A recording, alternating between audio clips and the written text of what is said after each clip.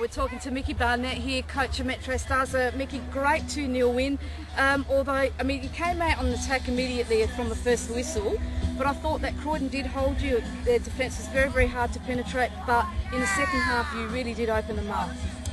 Yes, we knew that defensively they would be fairly strong and obviously want to sit back and try and get us on the break, and we just had to be patient, as we said, and at half time it was still 0-0. We had lots of the ball, but it took until the second half to really open up, and the pleasing thing was we got a couple of goals and probably should have had a couple more by the end. Yeah, definitely, if not for the heroic efforts of Anthony Stan there in goals for Croydon. Yeah, very good keeper, made some great saves today, and he's obviously in good form, saving a lot of penalties at the moment. Yeah, he was part of the reason it was only 2-0. Definitely. Now, you had Karlovic coming back in the side, which was great to strengthen your defence. And someone that I thought, I don't like picking out individual players because it is a team effort, but Jim Stavridis played very well today, getting a goal and nearly getting another couple himself. He's been a great player for you. Yeah, when we were looking at a squad before the season started, looking at players that we thought could do a job for us, Jimmy was one of those, and he's really improved over the last couple of years as a left-sided player, and he actually performed very well during the week against Adelaide United, had a great game there as well, and today it's flowed on again for him, and we just hope that these guys don't get an injury, and we have to replace them, and he scored a couple of vital goals for us already in this season, and he's turning out to be a good player for us to get this year. Now, talking about close calls, we saw Godley take a high-flying mark, and I know that I've heard that Port Power is after him to get into the team. But no, look, he did take a high-flying mark, and it looked very, very a very bad landing. So how is he now? Yeah, look, he's fine. It didn't look good, did it? No. Dropping from the height he was up, and for a big man as well, there was a lot of weight coming down on his neck. I actually said on the bench, I told the reserve keeper to warm up because I thought he could be in a bit of trouble, but no broken bones, and as the boy said, it might have knocked a bit of sense into him, so that's all good. Well, we saw Ben Moore doing that last year at Campbelltown, and he actually did have to come off, and Dave Miller, of all people, came on. So, yeah. Now, next week you've got a cup round against Salisbury. How are you going to face up to that game? Just like playing any other opposition, we want to win every game.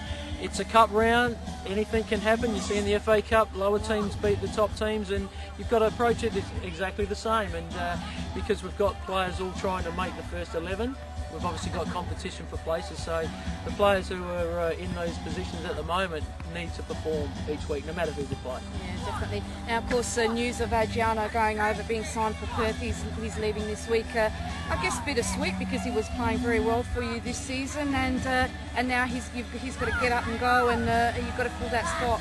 Yeah, I guess on one hand we lose a real quality player to our club and to the league, because I'm sure most people like coming to games to watch players like Adriano play, but he's been a good player for the last 4 or 5 years, not only our club but Adelaide City as well, and he deserves the opportunity, and we're very happy that he's going and fulfilling a dream for him, and we hope he does very well over there.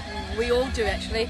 And look, congratulations again on the good win. You've consolidated your place up the top there. We'll have to wait and see what happens Monday night with Adelaide City.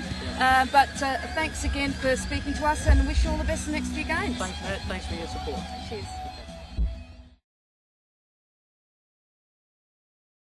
Now, look, on yourself also, last week I did say that you do love scoring, and you, in many areas now, local federation, amateur league and also national league.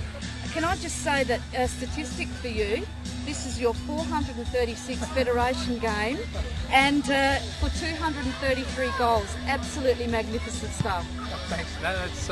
That just means I'm old now. 436 games. I didn't realise I'd played that many games, but I mean, I suppose those statistics come around with age and experience. And look, I didn't think I had the passion to play Super League up until a few weeks ago when Sheila buzzed me and hounded me, and all of a sudden I find myself back playing in the league. And look, I think, to be honest, I don't think the league's probably as good as it was a few years ago, but maybe that's why I'm still able to play at my ripe old age. Oh, look, very humble. Look, can I just say congratulations Thanks, on actually getting back into the Super League. I wish you all the best and hope that you can regroup and get some positive results for the club, because there are some great games. And look, Anthony Stam is just absolutely outstanding. Yeah, Stammy had a magnificent game today, and if it hadn't been for him, it probably would have been a cricket score. But thanks for that, Nat, and all the best with full-on football. Continue up the good work, Thank and you. we'll support you as much as we can. Thank you very much. I appreciate you giving us some time. Thanks a lot. No worries. Cheers.